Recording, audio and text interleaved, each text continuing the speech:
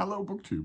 Over on his channel, Grix, Grix, etc., is doing perhaps the most doomed read-along in BookTube history. He's doing a read-along of this, Dialectic of Enlightenment by Theodor Adorno and Max Horkheimer. A work of the Frankfurt School, a work of philosophy that he is going through step by step. Some of you, if you're familiar with my channel, will already know what I think of philosophy. I'm going to try not to let that poison this video. Grix is wondering in every video that he posts whether or not anybody will be interested in doing a buddy read or read-along of the Dialectic of Enlightenment. And he's, along those lines, trying to introduce you to the book before he sinks in and starts. And I don't know if I'm going to join his read-along, but I certainly want to wade in at the beginning in an attempt perhaps to change his mind, perhaps to change your mind, certainly to add a little context to the incredibly annotated paperback edition that he's holding up in his videos. Grix and I are good friends. We are going to live together in a house in the mountains. But there are a couple of places in the Dialectic of Enlightenment where Adorno, for the purposes of this video, I'm just going to treat him as the sole author, goes wrong. And therefore, there are a couple of places in his videos where Grix, an unabashed admirer of this pound of crap, also goes wrong. Now, and to illustrate those places, to illustrate those ways, I want to give you an example. I want to give you a thought experiment. Grix is a very athletic young man who is an avid scuba diver and surfer and whatnot. Let's take scuba diving for the minute, for our example. If Grix were over here for wine and calzones, which he has so far refused to do, now he certainly will. No, it's all friendly. We're all friends here. If he were over here for wine and calzones, and I looked at him and I said, you know, it's all well and good that you're an athletic young man and that you like surfing and whatnot, but you shouldn't scuba dive because everyone who puts on scuba equipment immediately dies of a fatal heart attack. They don't have a heart attack if they put it on wrong. They don't have a heart attack while they're scuba diving. If they so much as put on the equipment, they have a fatal heart attack. If I said that to him here at Hyde Cottage, he would blink and he would look at me and he would say, well, no, they don't. No, they don't.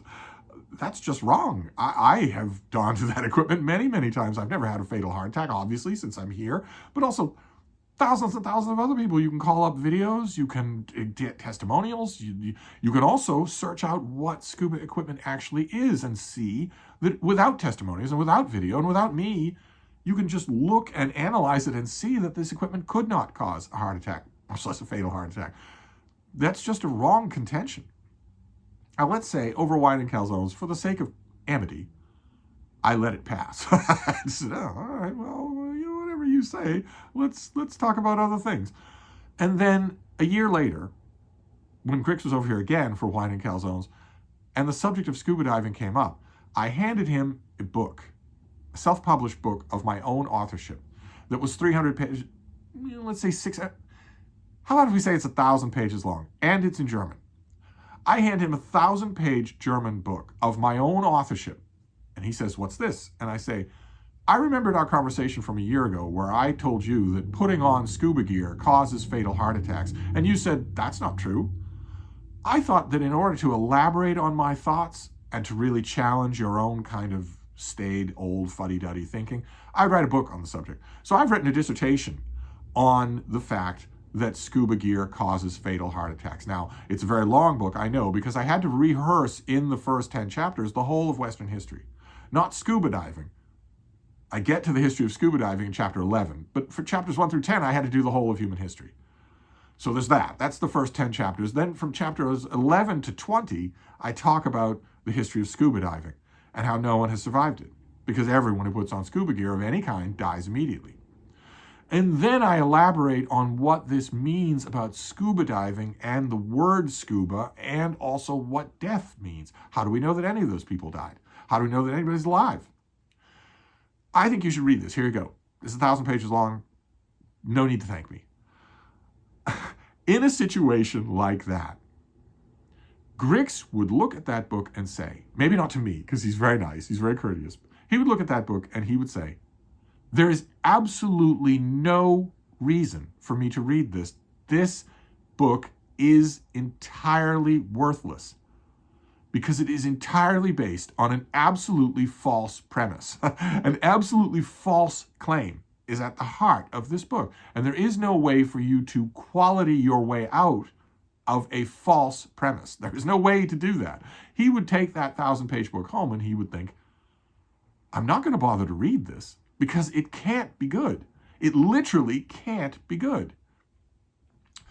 That thought experiment came to my mind when talking about The Dialectic of Enlightenment, a book that I have not read in a long time. And I am not going to trust to a faulty and an admittedly bileful memory.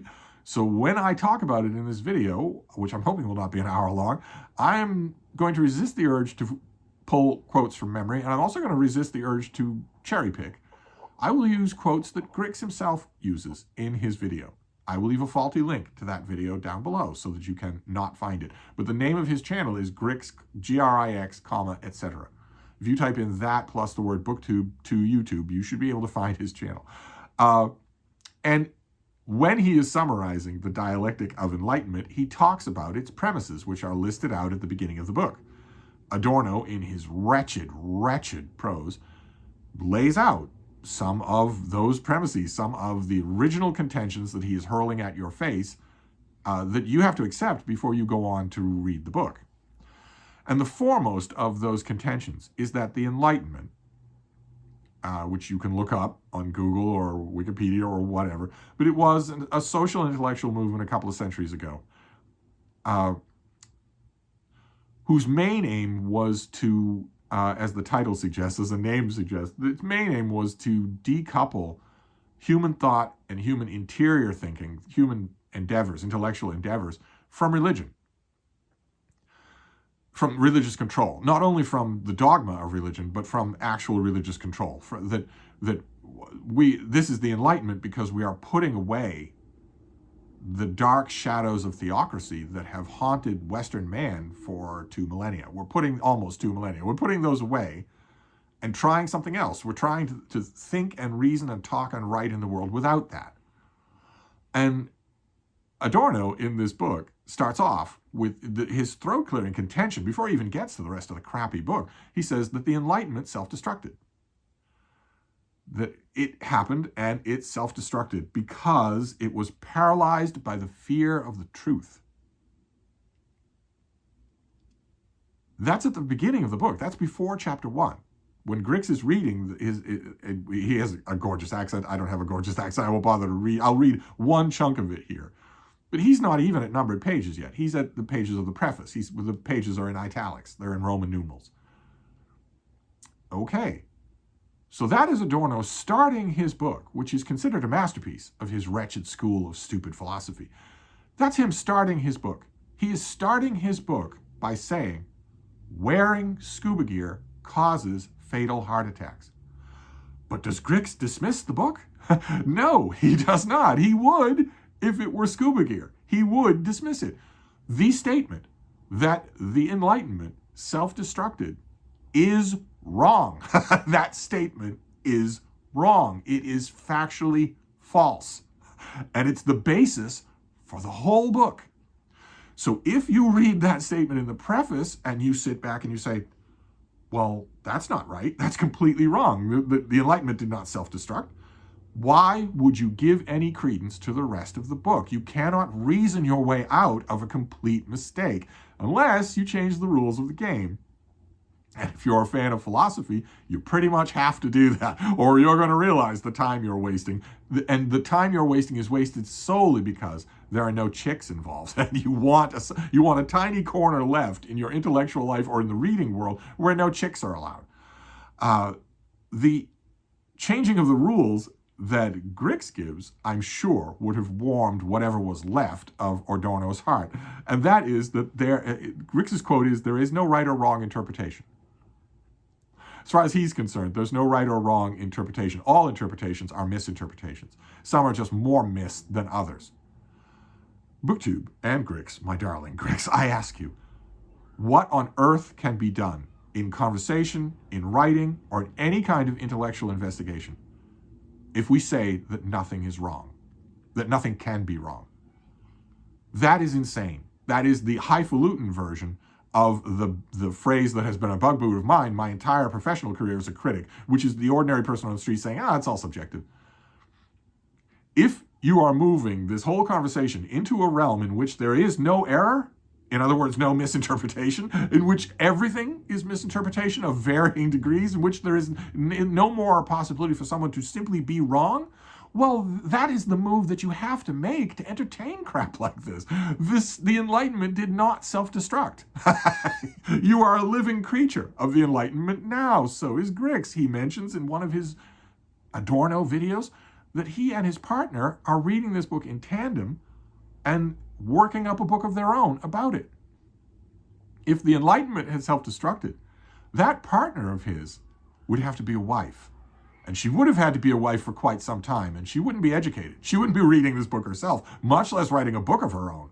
And if she weren't any of those things, if she and Grix were having friendly relations, romantic relations, without marrying, they'd both be ostracized, and she'd probably be dead.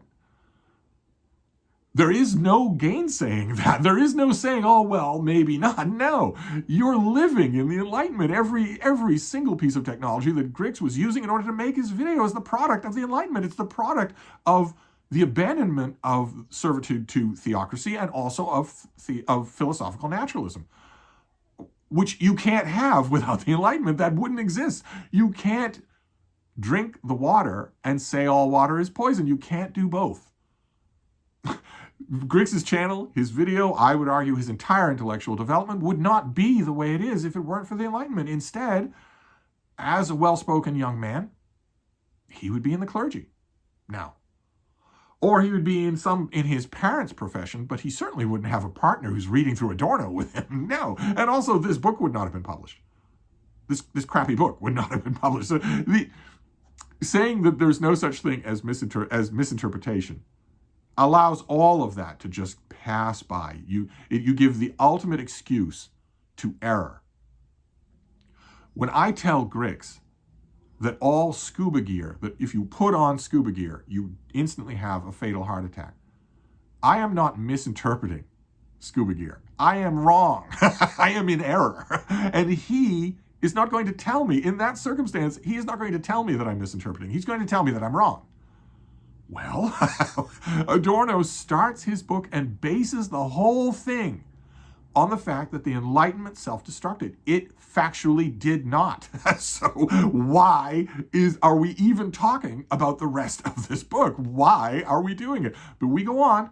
Grix quotes. I want to give you a couple of those quotes to do this limited amount of justice that it deserves. Adorno is saying that the Enlightenment self-destructed, and that is why humanity is sinking into a new kind of barbarism. That is not true. The barbarism that Adorno is thinking of is simply the querulous griping of an old man. Old men gripe all the time. I've been known to do it myself. They look around and say, the world's going to hell. It's not. It's not going to hell. It's not. It's not the bed of roses that Steven Pinker says it is, but it's not going to hell. More people are literate now than have ever been before. More people have disposable income now than ever had it before. More people in the world have freedom than ever had it before, especially freedom from theocracy. Adorno himself, he and Horkheimer looked around at the end of World War II and said, I thought things were going to be so much better, but the world's going to hell. I read stuff like this as it pops up throughout this piece of crap, and I want to sit him down and say, what on earth are you saying? You know better than anybody that the world is not sinking into new barbarism. You escaped the old barbarism by whisker, by 1 year, and 1,000 people in your family tree did not escape it. That barbarism was defeated. That doesn't happen in a world that's sinking into barbarism. That happens in a world that still remembers right and wrong, and you're the last person to complain about it. he would have griped anyway. That is an enormous claim that is enormously wrong. It is enormously wrong. Again, factually, provably wrong. Yet you have to swallow it, and you have to go on to longer passages like this one. Oh my God. I'm going to pick a passage. I'm going to read you a passage that Grix himself reads. So I'm not cherry picking elsewhere. I'm picking something that he chose to read to you. The indefatigable self-destructiveness of the Enlightenment requires philosophy to discard even the last vestiges of innocence in regard to the habits and tendencies as regards the spirit of the age. Okay, the Enlightenment did not self-destruct, much less do so infatigably. And what does that mean? I mean, I know that's my setting, my usual question with any philosophy. What the hell does that mean? But it requires philosophy to discard even the last vestiges of innocence in regard to the habits and tendencies as regards the spirit of the age. When has philosophy ever professed that innocence? When have philosophers ever said, this is great, yay? They've never done that. It's a defining characteristic of this wretched subgenre that it's built on not doing that. Where is he seeing this? Provide an example of philosophy doing that before you say that it can't do that anymore. Then he goes on. When public opinion has reached a state in which thought inevitably becomes a commodity and language the means of promoting that commodity, then the attempt to trace the course of such deprivation has to deny any allegiance to current linguistic and conceptual conventions. Again, I want to stress, what the hell does any of that mean? And dude bros will typically come forward and say one of two things. They'll either say, well, dude, it's the translator. When A, I've read this a lot. I know this work a lot. And B, you never read it when it wasn't translated. You never read anything out of translation. So you're in no position to talk. That's one thing they'll say, is just to throw any kind of, if it's a translated work, they'll throw the emphasis on translation. As if words don't have meanings. As if a translator isn't translating words. And the other thing they'll do is to say, well, here's this piece of prose that's giving you trouble. The reason it's giving you trouble is because there's this 1,000-page work that you haven't read. You really need to read and study that, and then you'll understand this. No, that's not how it works. That's not how it works. No matter what, whether it's the 10th volume of a fantasy series or whether it's a dumb piece of crap philosophy book. I can read, and the book is trying to make a case on its own. I do not need to read anything else in order to know whether or not that case is real. But what does this mean? That when public opinion reaches a state in which thought inevitably becomes a commodity and language the means of promoting that commodity. What does that mean? What does it mean? What do you mean when you say that thought has become a commodity and language the means of promoting that commodity? I know ultimately what it means, because the specter haunting this whole book is capitalism, to which is ascribed every evil that's imaginable, and from which is every delivery is good. That's nonsense, of course, and everyone who's ever said that Adorno was completely right about this was, at the time they were saying that, benefiting from capitalism, including Adorno, who wrote all this stuff in the lap of the luxury of capitalism. But even if you discount that, what does it mean to say that thought inevitably becomes a commodity? Are your thoughts a commodity? What is a commodity? If you look up any definition in any language in the world, you will get a definition. Do your thoughts match that definition? No, they don't. No, they don't. They're not a commodity. And language, the means of promoting that commodity. Does Adorno think he's promoting a commodity in this book? I bet he doesn't. Look behind me. Does the language of Tarzan of the Apes convey a commodity? No. No, it doesn't. No. What about David Attenborough's The Life of Birds? Does that convey a commodity? No, it doesn't. It's a book. I guess that's a commodity. Is it conveying a commodity, though? No. It's describing birds. None of this makes any sense at all. And then you get to the final part. That of course, an attempt to trace the course of such deprivation has to deny any allegiance to current linguistic and conceptual conventions. Again, what the hell does that mean? If you deny any allegiance to current conceptual conventions, what does that mean? Is that meaningfully any different than talking about linguistic conventions? No, it's not. This is just typical academic garbage speak. But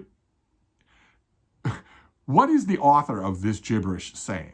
Ultimately, the author of this gibberish is saying that if you accept this indefatigable self-destructiveness, well, then all of language is suspect. All of language is irredeemable. It's incredibly corrupted. Because it's all, ultimately, it's all your thoughts become a commodity. They are on a conveyor line. Your language is how you convey those thoughts, and all of it is in the service of your capitalist overlords. Adorno didn't believe this. He didn't believe it about himself. He didn't believe it about his nominal collaborator on this book. He didn't believe it about a lot of his friends. But he wants you to believe it. He's full, in this book, he is often mentioning the masses. That's you, in case you're wondering. That's you and me. He's often mentioning the masses, and there's a real good reason why he's doing that. He denies it completely throughout the book, but the proof of the pudding is in the eating. If it's there on the page, then you can deny it all you want. I can still see it, and I can still read it. He has a reason for doing that, he is saying throughout here that the Enlightenment was paralyzed by the fear of truth, that it's the thing that caused it to self-destruct was its absolutist convictions, and that the shift of those absolutist convictions was from a belief in God to a belief in human progress.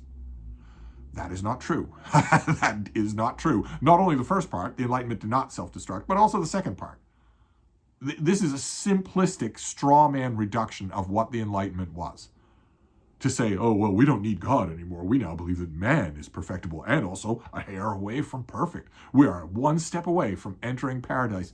No Enlightenment thinker ever thought that. No Enlightenment thinker ever wrote that. And Adorno wouldn't know that because he doesn't know what the hell he's talking about. He didn't read any of these people. Instead, the Enlightenment in his mind is this big amorphous bogeyman for, I guess, uninformed public optimism about the course of human nature. I guess that's your easy target here. But again, what difference does it make if, as Grix says, there's no such thing as misinterpretation, or as he implies elsewhere in his video, language itself can't be trusted. Language can be trusted. You are trusting language right now. You know exactly what I'm saying because of language. You can only discuss this crappy book because of language. Now, I'm obviously not going to dissect every section that Grix does like this. I felt I should weigh in because I think he will enjoy this. There's no animosity here. We like going at each other like this. And I have a couple of other motives that I will disgorge now. One of those motives is to shine a light on what this book really is. And what most absolute tail-chasing philosophy really is. Most of it is displaced theology. Most of it is religion. When Adorno says all throughout this book that language is corrupted, that your very thoughts are corrupted, they become, the minute they are enshrined in language, they become a commodity in service to your capitalist overlords. They become a thing that can be bought and sold and is therefore degraded. They become a thing that is subject to the whims of the time period, the fancies of the age, and therefore can't be trusted. Your language can't be trusted at all. It has been co-opted by the capitalist enterprise. Now, you might say, well, if he thinks that, why is he writing a book? Isn't his own language corrupted? Isn't his own language co-opted by capitalism? Won't this book sell for a price? Won't it also be co-opted by capitalism? You'd be right to think that. You'd also be right to wonder, well, okay, if he's saying that all language, and even maybe that even the language that you have in your head is suspect. Well, first of all, how would he know that? And second, what is the alternative? If the Enlightenment crashed and burned, first of all, why did it do that? And what is the alternative? The answer to those two things is the same. Adorno would probably have denied it. Probably his defenders would deny it. But again, the proof is in the writing. The proof is on the page. I do not need to hear a mansplaining, chin-stroking dude bro tell me what I've just read. I will read what I've just read. Thank you very much. And the answer to those two things is exactly the same. Why did the Enlightenment fail? Because it abandoned God. And what can you trust if you can't trust thought? If you can't trust speech, what else is there to trust? Telepathy. Something that hasn't been corrupted by language, that hasn't been corrupted and commodified by capitalism. You can trust telepathy. You might say, well, but telepathy is science fiction. Telepathy doesn't exist. But you'd be wrong. You'd be right that it doesn't exist, but you'd be wrong that it's science fiction. The concept of telepathy is millennia old. The concept of a kind of communication that isn't corruptible is millennia old. It's mind-to-mind communication. Science fiction would call it telepathy, but most of mankind has called it prayer. And that is what Adorno is talking about here. That is the reason why you put forward a gigantic pile of cow crap like this. Not because you think your own language is corrupted, but because you think the masses need to be led back to religion, and they need a new caste of priests, and you want to be one of them. So you're going to come up, you're going to do what priests do. You're going to police the thoughts, the thinking of the masses who are your followers, and you're also going to make a whole bunch of declarations that are not grounded in fact. And you will obey them. You will obey them, or there is no coercive factor in modern philosophy, except that the dude bros will think you're shallow. But religion certainly had a coercive ability. So if you're a priest, because keep in mind, the declarations will never come from a god or a goddess or a goblin of any kind. None ever have, because those things don't exist. These proclamations come from humans. And if you disobey them, well, there's a lot of coercive ability behind theocracies, which is what this book is yearning to return to. It wants to return to the structure of a theocracy, only not priests. I'll do instead. I have made totally unsupportable declarations to you already. I have said that speech is a commodity in service of capitalism. It's not. Some of it is, but not all of it. Not certainly by its very nature, it's not. I've also told you, what was it again? That mankind is sinking into new barbarism. Is mankind doing that? No. Just the same old barbarisms. They're not any worse or any better. They got worse right before you wrote this book, but they're better now. Another claim that he makes, just a declaration, that a priestly declaration that you're supposed to accept, is the opening one, that the Enlightenment devoured itself, that it self-destructed. It didn't. It factually didn't. Everyone listening to me right now is benefiting from the Enlightenment as it goes on. Its children and grandchildren go on. It didn't self-destruct. But Adorno is making these claims because he's writing intentionally impenetrable, horrible prose in order to overawe the biddable, in order to convince the masses that they're getting a new catechism, which would be disgusting and pitiable in a way. This is a miserable little book. If he did only that, but he does something much worse in this book and elsewhere in his letters, in his writing. He does something much, much worse than those factually false claims. He says you can draw a direct causation line between the Enlightenment and the brutal fascisms of the 20th century, Nazism, which is a monstrous lie. That is a monstrous lie. If you grew up in a fundamentalist religious community here in America, the most religious, fundamentally religious country in the world, you'll recognize that. You'll recognize that thinking. That atheism gives rise to fascism, to the death camps of Buchenwald and Auschwitz, is what Adorno was thinking. That this is what causes that. Monstrous. Just a monstrous assertion. He should have been ashamed of himself. And any reader of contentions like that, no matter how cloaked they are and layer upon layer upon layer of dumb, otiose prose, should step back and say, look, I was willing to go along with you even though this is nonsense. Scuba gear does not cause fatal heart attacks. I was willing to go along with you. But if you're going to blame the Enlightenment for Hitler, then you're a monstrous liar, and I'm going to leave you behind. I'm not going to bother with you anymore. Unfortunately, that doesn't say much for Grix's read-along, which is going to continue, but I believe it's a read-along in which he brings a lot of intellect and a very refreshingly questing mind to a book that does not deserve it, to a genre that does not deserve it. All of that genre? All of philosophy? Well, I don't know. There is a way to find out. There would be a way to find out. Grix complains in his videos that he doesn't know if anyone's going to follow along on a buddy read of the Dialectic of Enlightenment. I understand that complaint. David Murphy faced the same thing when he was trying to drag everybody through the road to serfdom. And there's only so much you can do with some of these books. But what if Grix and I were to do a buddy read, a long series of buddy reads in 2024? Is there a possibility that I could wrench him away from the clutches of Dude Bro philosophy? Is there a way that I could do that? What if he and I were to do a buddy read of works of philosophy that aren't a complete waste of time? What if we were to do that?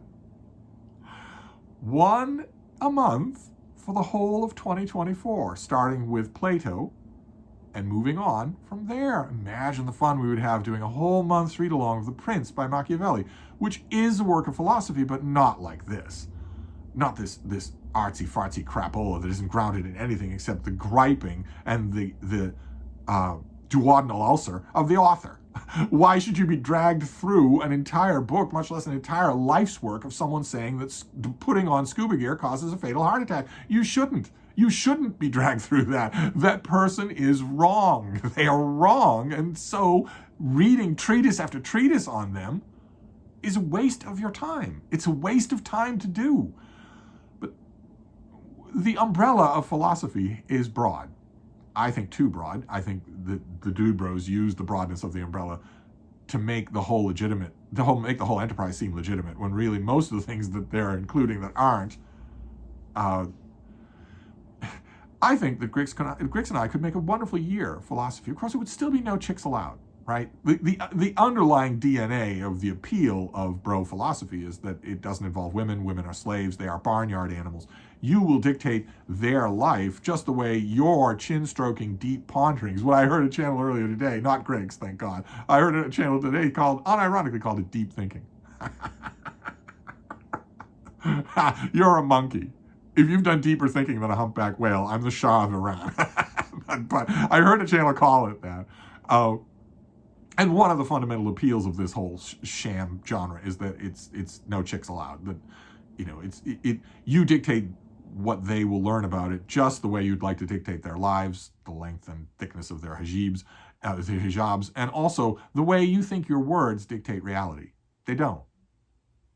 If we acknowledge the simple, patent, evident truth that your words don't dictate the nature of reality, then almost all of this crap goes out the window. But some things remain. For one reason or another, some things remain. What if Grix and I read Plato in February, Aristotle in March, Marcus Aurelius and Seneca in April? What if we read The Prince by Machiavelli? What if we read Locke and Hume? What if we got all the way to Peter Singer? These are thinkers that have meat behind them. They're not just creating castles in the air based on lies, based on mistakes. What if we did that? Could I save him? Could I save Grix? I don't know. It's worth pondering in a deep leather armchair while stroking your chin. It's worth pondering. But we'll finish off with a picture, you know, because a picture speaks 1,000 words. I want to finish off by two things. I want to tell you two things that seem contradictory. One is that you definitely follow this read-along that Grix is doing. He's a tremendously charismatic booktuber.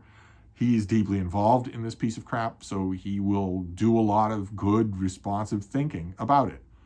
So on the one hand, one of the things I want to tell you is that you should follow his read-along. And the other thing I want to tell you is that you should in no circumstances waste your valuable reading time on this mountain of garbage. And why? Not because Steve says so, although that ought to be enough. No, because it's based on falsehood. You can't reason your way out of bad premises. It is based on the claim that putting on scuba gear before you even get into the water will cause you to have a fatal heart attack. That is not true. So you don't have to read the 1,000-page book that comes from that contention. You don't have to do it. You can skip it. It only sounds wise. It actually isn't. There you go. So there you go. Grix wanted a response to his videos. He now got one. He didn't get the one he wanted. But I'll email him ahead of time and warn him that this is coming. This is all in the nature of good fun. I just wanted to give you a kind of dissenting response to his loving videos about this pile of garbage. I wanted to give you a dissenting response. This is a false book built on false premises that leads not only to false conclusions, but to monstrous conclusions.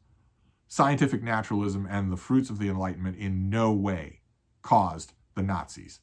In no way did they do that. But anyway, so I'll wrap this up for now, whatever this was. This is the problem when I talk about philosophy, but I'll be back. Thank you, BookTube.